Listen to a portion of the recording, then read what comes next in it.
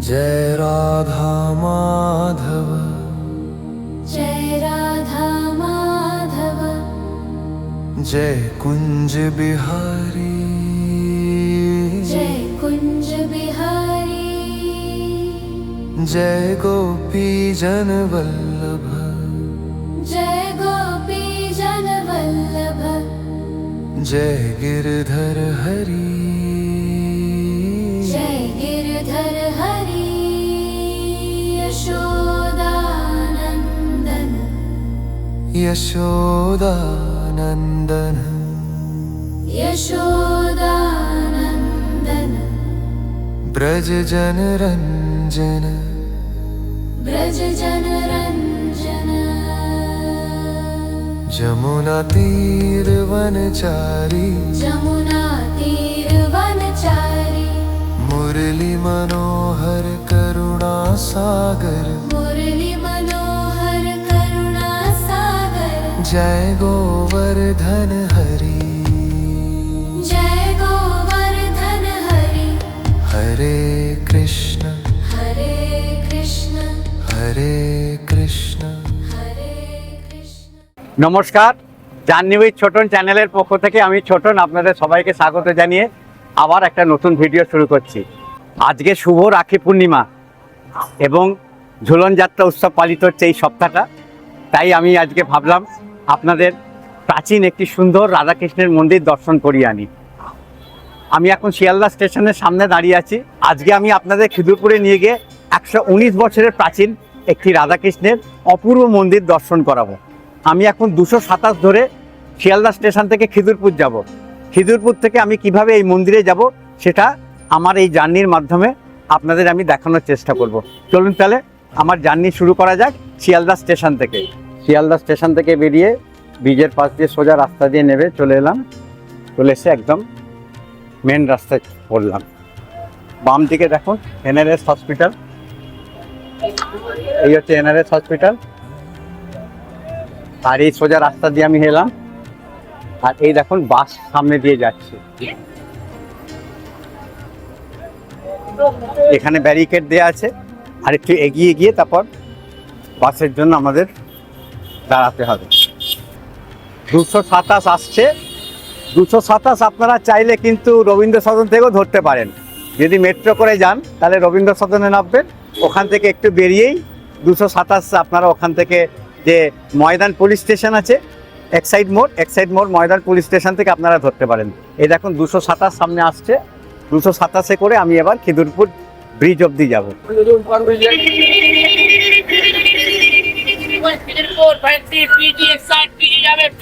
227-এ উঠে গেলাম, বসার জায়গা পেয়ে গেছি মোটামুটি।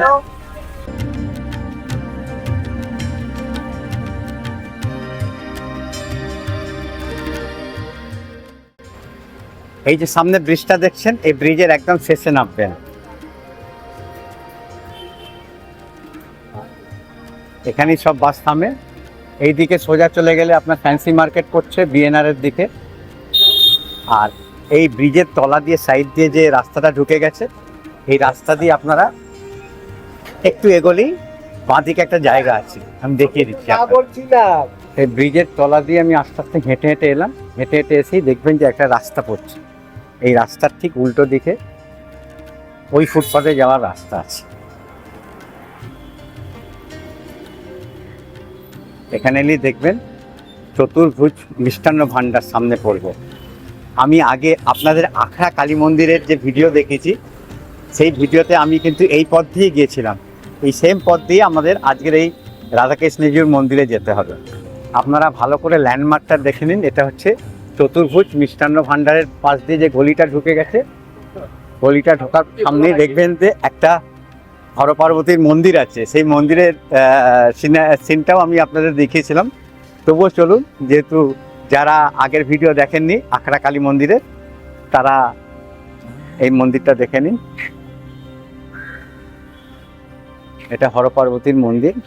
একদম মন্দিরের চূড়ায় সিদ্ধিদাতা গণেশের মূর্তি। আর ভেতরটা আমি একবার দেখিয়ে দিচ্ছি আপনাদের। গর্ভগৃহের মধ্যস্থলের বেদিতে স্বয়ং মহাদেব, পাশে পার্বতী মা, ডান দিকের বেদিতে পঞ্চমুখী বজরংবলী ও বাম দিকের বেদিতে পঞ্চমুখী সিদ্ধিদাতা গণেশ ভগবানের মূর্তি।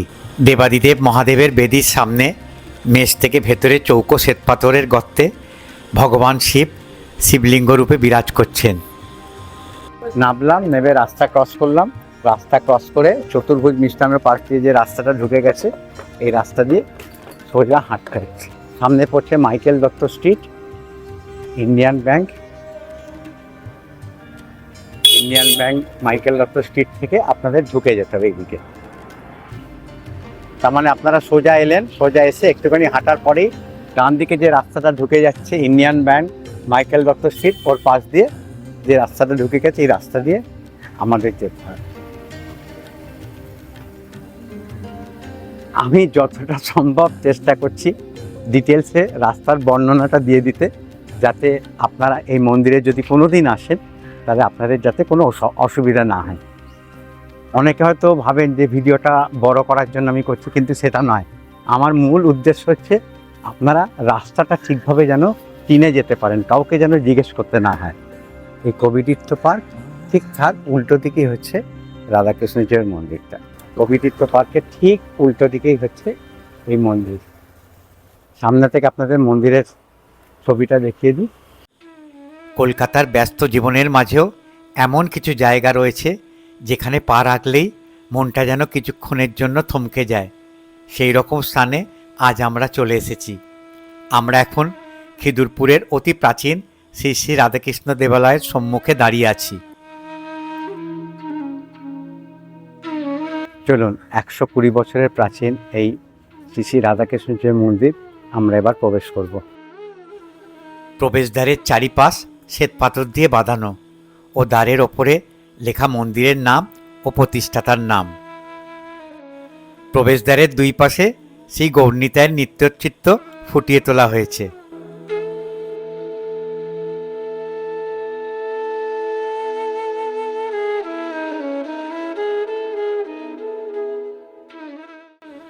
সবুজ রঙের প্রবেশদ্বারের উপরে নানা রং দিয়ে রথের চাকা, ঘট, স্বস্তিক চিহ্ন আঁকা রয়েছে।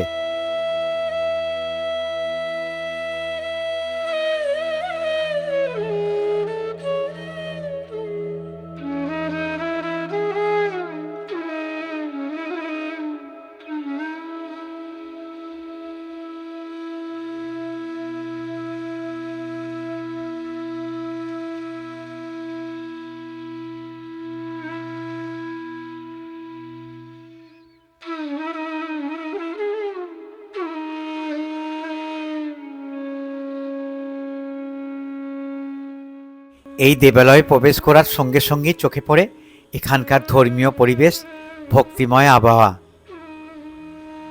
মন্দির প্রাঙ্গণে প্রবেশ করেই সামনে সমতল ভূমি থেকে 3 ধাপ উঁচুতে অপূর্ব নাট মন্দির।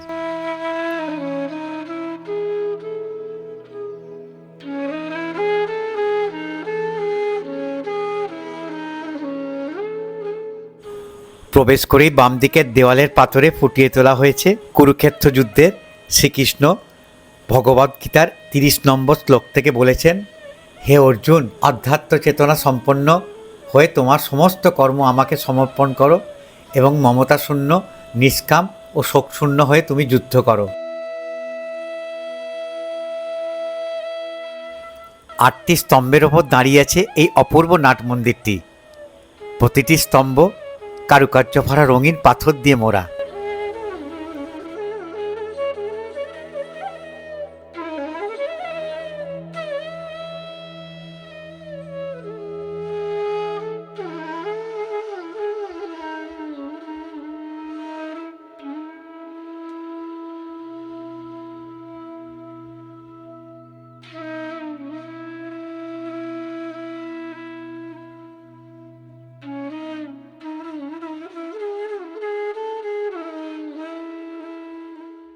নাট মন্দিরের সামনেই মন্দিরের গর্ভগৃহ।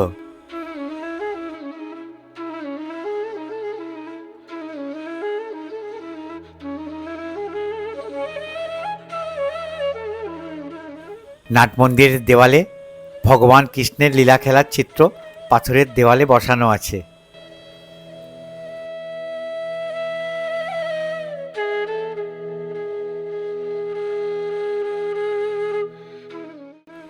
1315 বঙ্গাব্দে এই অপূর্ব মন্দির ও শ্রী শ্রী রাধাকৃষ্ণের বিগ্রহ প্রতিষ্ঠা করেন স্বর্গীয় দীননাথ দাস এবং ওনার সহধর্মিণী লক্ষ্মীমণি দেবী। প্রায় 150 বছর পূর্বে দীননাথ দাস খিদুরপুরের ডকে কন্ট্রাক্টর পদে নিযুক্ত ছিলেন।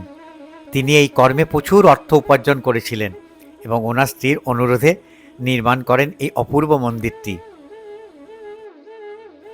গর্ভগৃহের বাইরের দেওয়ালের পাথরের ওপরে রঙিন পাথরে শ্রীকৃষ্ণের ও চৈতন্য মহাপ্রভুর চিত্র বসানো আছে।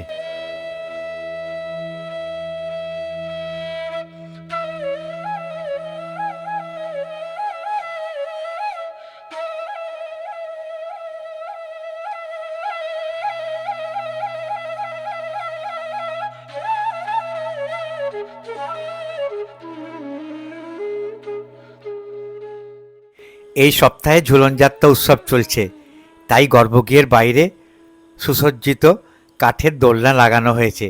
প্রতিদিন ঝুলনযাত্রা উপলক্ষে শ্রী রাধাকৃষ্ণের বিগ্রহ সিংহাসন থেকে এনে এই দোলনায় বসানো হয়, আবার রাতে বিগ্রহকে গর্ভগৃহে রেখে দেওয়া হয়। গর্ভগৃহের শ্বেতপাথরের বেদির উপরে কারুকার্য খচিত রূপোর সিংহাসনে বিরাজ করছেন অপূর্ব কষ্টি পাথরের শ্রীকৃষ্ণের বিগ্রহ, পাশে অষ্টধাতুর রাধারানীর বিগ্রহ, পাশে কাঁচের সিংহাসনে আরেকটি রাধাকৃষ্ণের বিগ্রহ। এই কাঁচের ভিতরে শ্রী রাধাকৃষ্ণকে এই মন্দিরের প্রতিষ্ঠাতা শ্রীমতী লক্ষ্মীমণি দেবী পুজো করতেন। বেদির দ্বিতীয় ধাপে নারায়ণশিলা ও প্রভু জগন্নাথ দেব বিরাজ করছেন, সাথে গোপালের বিগ্রহ। এক কথায় অপূর্ব লাগছে গর্ভগৃহের পরিবেশ।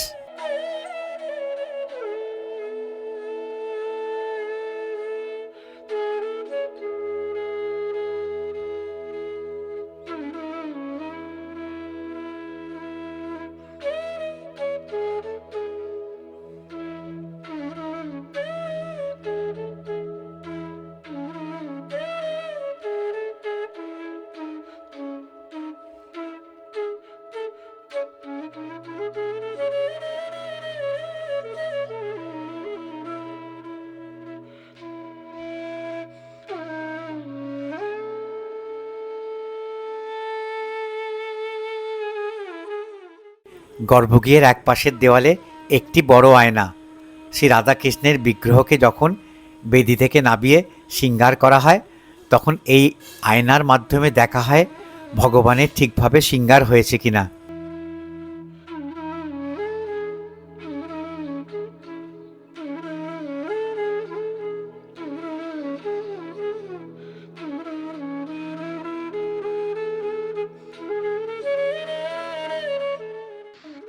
আপনি কি এখানকার পুরোহিত মশাই? হ্যাঁ, আপনি এখানে কতদিন ধরে আছেন? আমি 27 বছরের। 27 বছর? 27 বছর। এই মন্দির কটার সময় খোলে? সকালবেলা? সকাল 6টায়। সকাল 6টা? 6টায়। কটার সময় আবার বন্ধ হয়? 10:30টায়। 10:30। আবার বিকালে খুলে 3টে, বিকেলে 3টের সময় খোলে, আর রাত্রি 9টায় বন্ধ হয়। ঠাকুমশাই, এখানে কি কি পুজো পার্বণ হয় মেন মূল? এখানে শুনুন, এখানে ঝুলন হয়, জন্মাষ্টমী হবে, রাস হবে। ও আচ্ছা, জন্মাষ্টমীর পরে রাধাষ্টমী হবে। রাধাষ্টমীর পরে আপনার চলে যাবে আপনার হচ্ছে রাধোৎসবে। তার আগে কার্তিক মাসে নিয়ম সেবার পাঠ হয় 1 মাস, বিকাল 4টায় ভাগবত পাঠ হয় 1 মাস। আর এখানে প্রতিষ্ঠা দিবসটা কবে? প্রতিষ্ঠা দিবসটা হচ্ছে আষাঢ় মাসে উল্টো রথের দিন। উল্টো রাখতে। আচ্ছা, ওই দিন কি যারা দর্শনার্থীরা ভক্তরা আছেন এখানে প্রসাদ? হ্যাঁ, এখানে প্রসাদ পাওয়া যায়। তাছাড়াও আরো যত আসে, এবং রাত্রি 8টা 9টা পর্যন্ত প্রসাদ বিতরণ হয়। নগর কীর্তন কবে বেরোয়? নগর কীর্তন আমাদের উল্টো রথের দিন সকালবেলায় বেরোয়। তার আগে 2 দিন ধরে নাম হয়, এক নাম। তার আগে হচ্ছে গঙ্গাবাড়ি আনয়ন, ঘাট পুজো, অভিষেক হয়। তারপর 2 দিন নাম কীর্তন হওয়ার পর পরের দিন নগর কীর্তন বেরোয়। নগর থেকে এসে ভোগ আরতি হয়, ভোগ আরতির পর ভোগ বিতরণ হয়। ভোগ বিতরণের মাধ্যমে আমাদের অনুষ্ঠানে মানে সমাপ্তি হয়। এটা হচ্ছে সব থেকে এই মন্দিরের বড় উৎসব, যেটা হচ্ছে আপনার প্রতিষ্ঠা দিবস। এই মানে উল্টো রথে উল্টো রথের দিন প্রতিষ্ঠা দিবস উপলক্ষে এখানে প্রচুর ভক্ত সমাগম হয় এবং তাদের জন্য প্রসাদের ব্যবস্থা থাকে। আমাকে মন্দিরের পুরোহিত মশাই বললেন যে আপনি যখন এত দূরে এসেছেন তখন এখানে একটা সুন্দর হরিসভা আছে, সেই হরিসভাটা আপনি একবার দর্শন করে যান। তো যেহেতু হরিসভা যেই কথা বলেছে মানে আমি আর না বলতে পারলাম না, তো আমি সেই হরিসভায় এখন আপনাদের নিয়ে যাচ্ছি এক ঝলক দেখানোর জন্য। কিভাবে যাবেন আমি আপনাদের বলে দিচ্ছি। এই যে আমি ওই ফুটপাতে গিয়েছিলাম মেন রাস্তা থেকে ওই ফুটপাতে থেকে আবার মেন রাস্তায় আসবেন, মেন রাস্তা আসার পর ব্রিজ থেকে এই ফুটপাতে, যে ফুটপাতে আমি নেমেছিলাম বাস থেকে, সেই ফুটপাতে থেকে সোজা একটু এসে বাঁ দিকে ঘুরলে এই বিরাট গলি। হরিসভা যাওয়ার পথে বহু প্রাচীন মহাদেবের এক মন্দির চোখে পড়ল। সমারোহের সাথে মন্দিরে আরতি হচ্ছে। भस्म लगी है अंग अंग डमरू बोले संग संग नीलकंठ की छाया में टूटे मन भी जागे। शिव शंभु मेरे भोले, तेरे चरणों के हम रोले। दुख की रातें बीत गई तेरी याद में हम बोले।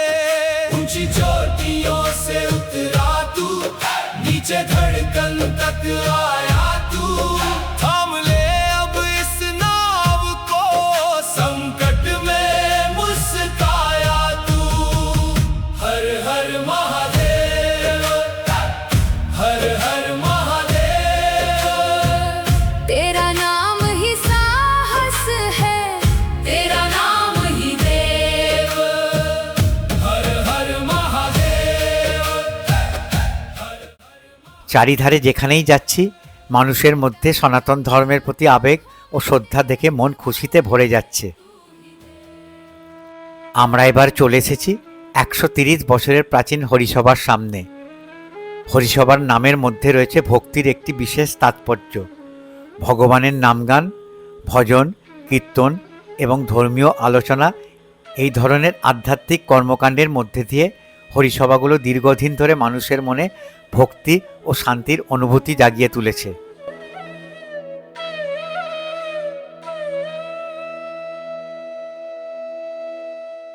হরিসভার মূল প্রবেশদ্বার বন্ধ আছে। পাশে ভক্তদের প্রবেশের ছোট দরজা দিয়ে ঢুকেই সামনে ভগবান শিবের মন্দির।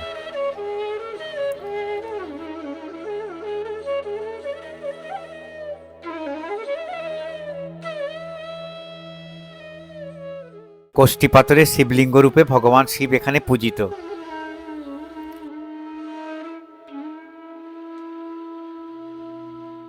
এক মহিলা ভক্ত বাবার মাথায় জল ঢালছেন আর পুরোহিত মহাশয় পেছন থেকে মন্ত্র উচ্চারণ করছেন।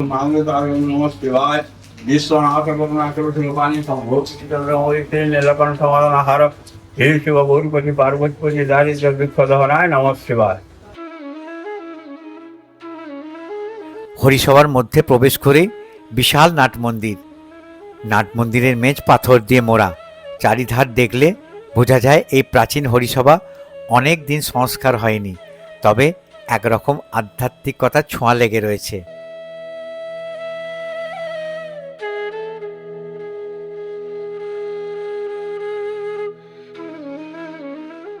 নাট মন্দিরের পরেই ছোট্ট গর্ভগৃহ। গর্ভগৃহের মধ্যস্থলের দোলনায় ছোট্ট একটি গোপাল দুলছেন।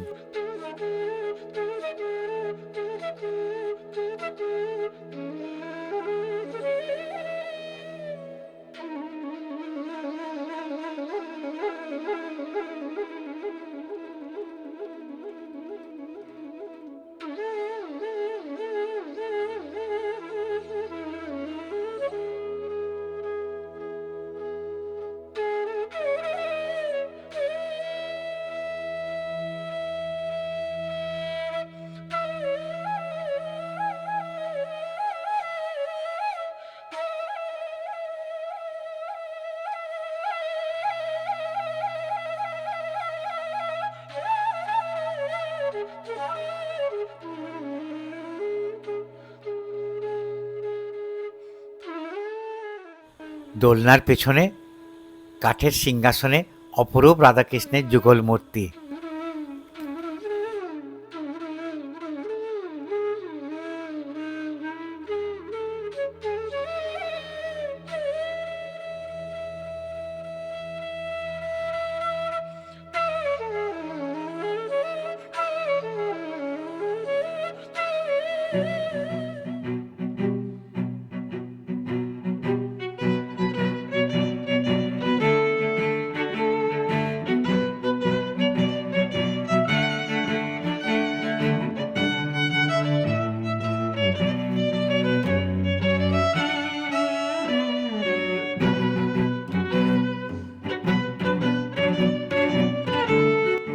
আশা করি আজকের ভিডিওটা আপনাদের ভালো লাগলো। যদি আজকের ভিডিওটা ভালো লেগে থাকে তাহলে অতি অবশ্যই আমার ভিডিওটাকে একটা লাইক দেবেন আর আমার ভিডিওটাকে ম্যাক্সিমাম শেয়ার করার চেষ্টা করবেন। আপনারা যত বেশি শেয়ার করবেন তত বেশি বয়স্ক মানুষেরা বাড়িতে বসে আমার ভিডিওর মাধ্যমে নানান দর্শনীয় স্থান, মঠ, মন্দির, আশ্রম দেখার সুযোগ পাবেন। আপনারা যদি আমার চ্যানেলে নতুন দর্শক হয়ে থাকেন তাহলে আমি আমার পরিচয়টা বলে দিই। আমার নাম অলোক, ডাকনাম ছোটন। আমি নানান দর্শনীয় স্থান, মঠ, মন্দির, আশ্রম ঘুরে বেড়াই এবং তার ভিডিও তুলে আমার চ্যানেলের মাধ্যমে দেখাই। আশা করি আপনাদের আমার ভিডিওগুলো ভালো লাগে। আর আগামী দিনে যদি আমার ভিডিও দেখতে ইচ্ছুক হন তাহলেই আমি আপনাদের অনুরোধ করব আমার চ্যানেলকে সাবস্ক্রাইব করে বেল আইকনটা টিপে দেবেন। তাহলে আমি যখনই কোনো ভিডিও আপলোড করব তার নোটিফিকেশন সঙ্গে সঙ্গে আপনাদের মোবাইলে চলে যাবে। তাহলে ভিডিওটা আজ এখানেই শেষ করলাম। আবার আপনাদের সাথে দেখা হবে একটা নতুন ভিডিও নিয়ে। আমি আবার একটা নতুন ভিডিও নিয়ে আপনাদের সামনে হাজির হব আমার চ্যানেল জার্নি উইথ ছোটনের মাধ্যমে। তাহলে ভিডিওটা আজ এখানেই শেষ করলাম।